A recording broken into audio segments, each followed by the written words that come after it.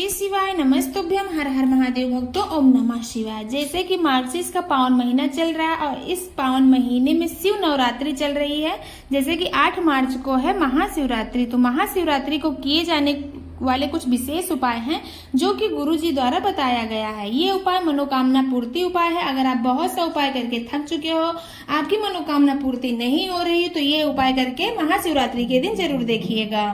क्या करना है, सबसे पहले आपको लेना है एक बेलपत्र लेना है और पीला चंदन। इन दोनों चीजों को लेकर शिवरात्रि के दिन आपको सुबह सुबह जाना है शिवालय पहुंच जाना है।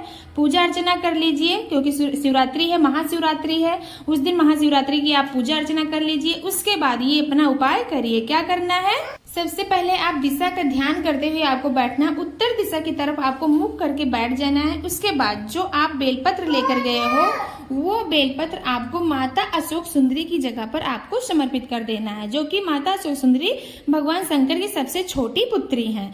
तो जो बीच का जलाधारी होता है, वहाँ बीच में माता अशोक सुंदरी का स्थान होता है, तो वो बेलपत्री आपको माता अशोक सुंदरी की जगह पर समर्पित कर देना है। ध्यान रखना, डंडी का भाग जलाधारी के तरफ ही होना चाहिए, जिधर से जल बहकर वो जाता है। उसके बाद अपने सीधे हाथ की हथेली में यानी दाहिने हाथ में आपको पीले चंदन का लेपन कर लेना है। पूरे हाथ में आपको पीले चंदन से लेपन कर लेना है। उसके बाद अपनी मनोकामना बोलते हुए उस बेलपत्री पर, माता अशोक सुंदरी की जगह पर जहां आप बेलपत्री समर्पित किए हो, उस स्थान पर आपको अपना सीधा हाथ उसी बेलपत्र के ऊपर अपनी मनोकामना बोलते हुए रख देना है और बाबा से प्रार्थना करना है, बाबा मेरी ये मनोकामना है, इसको आप बहुत शीघ्र ही पूर्ण कर दीजिए। ये मनोकामना पूर्ति उपाय है, बहुत सरल और आसान सा उपाय है, इसको करके जरूर देखिएगा। अगला उपाय जो कि रोग मुक्ति उपाय है।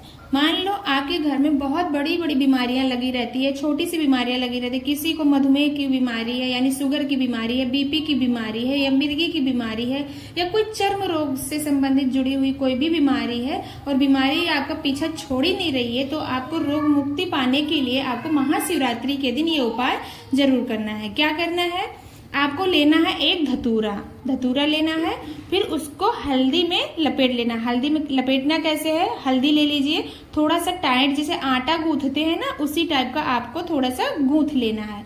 उसके बाद उस धतूरे को उसी हल्दी में लपेट लेना है, पूरा का पूरा, मतलब धतूरा का कांटा तक भी ना दिखे, ये दिखे कि हल्दी का एक गोला है। तो उस तरीके से आपको धतूरे को पूरे तरह से बंद करके लपेट लेना है। फिर क्या करना है, उस धतूरे को लेकर जाना है आपको शिवालय पहुंचना है। महाशिवरात्रि के दिन किसी भी टाइम, किसी भी समय पर ये उपाय आप कर सकते हो। समय की कोई पाबंदी नहीं है, लेकिन आपको ये उपाय महाशिवरात्रि के दिन ही करनी है। तो उस धतूरे को लेकर जाना है, आपको उत्तर दिशा की तरफ मुख करके बैठ जाना है। उस धतूरे को अपने सीधे हाथ की हथेली में लेकर अपनी मनोकामना बोलती हुई, जो भी रोगों से मुक्ति पाने के लिए उपाय कर रहे हो, उस रोगों का नाम लेते हुए महादेव के ऊपर उस धतूरे को समर्पित कर देना। ध्यान रखना, जो धतूरे का डंडी होता है ना, वो अपने मुख के दिशा के विपरीत दिशा में हो, अपने मुख के विपरीत दिशा में हो। इस तरीके से चढ़ाना, अपने तरफ मत कर लेना, चढ़ा दीजिए। अपने रोगों से मुक्ति पाने के लिए बाबा से बोल दीजिए, आपकी वो मनोकामना बहुत शीघ्र पूर्ण कर देंगे। अगला उपाय, मान लो आपके घर में कला कलेश मचा रहता है, आपसी में अनबन रहती है, भाई भाई में लड़ाई होता है, बहन भाई में लड़ाई होता है, सास बहू में लड़ाई होता है, या पति पत्नी में लड़ाई होता है, तो उसका नाम और गोत्र बोलकर ये उपाय महाशिवरात्रि के दिन जरूर करिएगा। क्या करना है, आपको सबसे पहले एक दीपक तैयार करना है, आटा का दीपक तैयार कर लेना है। उसमें 4 बाती लगानी है और दीपक जब आप तैयार करें तो 4 कोण वाला दीपक तैयार करना है। आपको 4 कोण का दीपक तैयार करना है, उसमें 4 बाती लगानी है। फिर उसके बाद उसमें डालना है आपको सरसों का तेल डाल लीजिए, थोड़ी सी काली तिल्ली डाल लीजिए उसमें। उसके बाद शाम के समय, महाशिवरात्रि के दिन शाम के समय आपको उस दीपक को लेकर जाना है बेल पत्र पेड़ के नीचे, बेल का जो वृक्ष है उसके नीचे आपको उस व्यक्ति का, जिससे अनबन रहती है, जिससे लड़ाई झगड़ा होता रहता है, उस व्यक्ति का नाम और गोत्र बोलकर उस दीपक को जला देना है। उसके बाद अपने घर चले आना है। यकीन मानिएगा, कुछ ही दिन में आपके घर में शांति रहेगी और आपसी संबंध जो है सही हो जाएगा। तो ये विशेष उपाय है, ये महाशिवरात्रि के दिन जरूर करिएगा।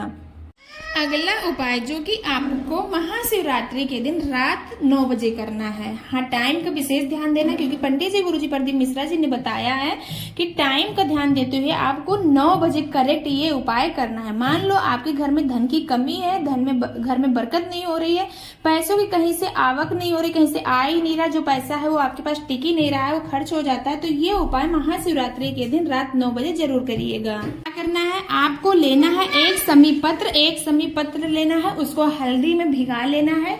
हल्दी में भिगाकर उस समी पत्र को रात 9 बजे शिवलिंग के ऊपर धन से जुड़ी हुई समस्या को बोलते हुए शिवलिंग के ऊपर समर्पित कर देना है। कर देना है और ये अपनी मनोकामना बोल देना है। अपनी मनोकामना बोलकर आपको सीधा अपने घर चले आना है और देखिएगा अगली शिवरात्रि आने तक आपके घर में बरकत होगी, पैसों की कमी जो लगी रही होगी वो दूर हो जाएगी और पैसा आपके पास टिकने लगेगा। अगला उपाय जो कि मनोकामना पूर्ति उपाय है, ये उपाय आपको मात्र 2 बेलपत्र और 10 बूंद पानी से करना है। क्या करना है, महाशिवरात्रि के दिन आपको 2 बेलपत्र लेना है, 2 बेलपत्र और 1 लोटा जल लेकर जाना है आपको शिवालय जाना है। पहली वाली बेलपत्र जो माता अशोक सुंदरी का स्थान होता है उसके थोड़े से नीचे जो जलाधारी जिधर होता है उधर थोड़े से पास में आपको पहली वाली बेलपत्री आपको समर्पित कर देना है। ध्यान रखना डंडी का भाग जलाधारी की तरफ ही होना चाहिए। उसके बाद जो दूसरी वाली बेलपत्री है, अपनी मनोकामना बोलते हुए जिस मनोकामना को लेकर उपाय कर रहे हो तो दूसरी वाली बेलपत्री आपको शिवलिंग के ऊपर समर्पित कर देना। ध्यान रखना डंडी का भाग जलाधारी के तरफ ही हो। उसके बाद जो आप 1 लोटा जल लेकर गए हो, उस जल को जो पहली वाली बेलपत्री चढ़ाए हो, माता अशोक सुंदरी की जो स्थान हो उसके थोड़े नीचे पर चढ़ाए हो, उस बेलपत्री पर आपको 5 बूंद यानी 5 बार थोड़ा थोड़ा करके आपको जल चढ़ा देना है। उसके बाद जो बचा हुआ जल है, जो शिवलिंग के ऊपर आप बेलपत्र चढ़ाए हो, उस बेलपत्र के ऊपर जितना लोटे में जल बचा हुआ हो 5 बार में पूरा जल आपको वो चढ़ा देना है। अपनी मनोकामना बोल देना है। तो ये मनोकामना पूर्ति विशेष उपाय है, इसको आप लोग महाशिवरात्रि के दिन जरूर करिएगा। अगला उपाय जो कि महाशिवरात्रि का महा उपाय है, इस उपाय को करने के लिए कोई समय का पाबंदी नहीं है। दिन में ये उपाय आप कभी भी कर सकते हो, क्योंकि महाशिवरात्रि के दिन बहुत बड़ी भीड़ लगी रहती है, तो ये उपाय आप कभी भी कर सकते हो। क्या करना है, आपको लेना है 1 पारिजात का पुष्प, मात्र 1 पारिजात का पुष्प लेना है।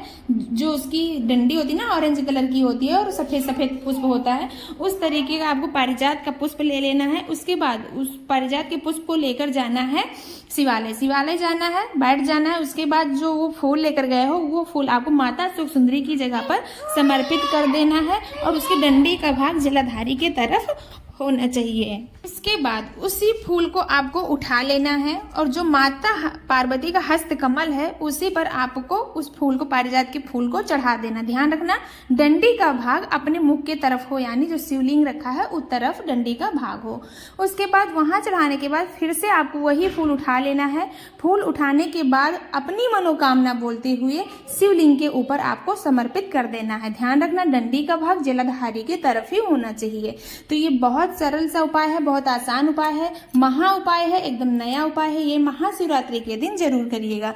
तो आज था ये कुछ विशेष उपाय जो कि महाशिवरात्रि के दिन आपको करने हैं। वीडियो आपको पसंद आया हो तो लाइक करें, चैनल को सब्सक्राइब करें, कमेंट में श्री शिवाय नमस्तुभ्यम हर हर महादेव जरूर लिखें। ओम नमः शिवाय भक्तों।